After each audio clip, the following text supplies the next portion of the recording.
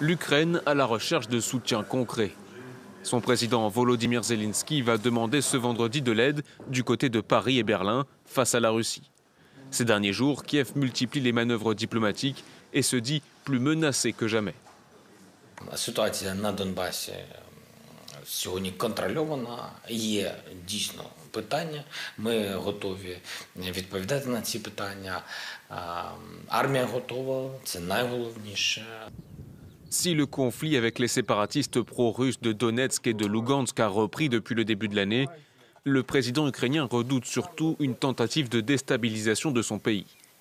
Ces images de mouvements de troupes et d'exercices navals russes sont les preuves que Moscou regroupe des dizaines de milliers de soldats à sa frontière, estime Volodymyr Zelensky.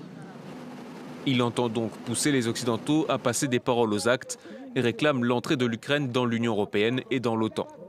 Deux options que Paris et Berlin écartent pour l'instant de peur de provoquer Moscou.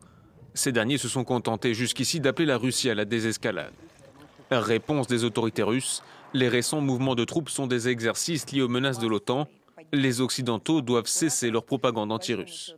По неделю наши дипломаты в Москве и в Вене призывают партнеров не искажать действительность, не пытаться интерпретировать плановые российские мероприятия по боевой подготовке, проводимые на российской территории, в качестве проявления агрессивных намерений.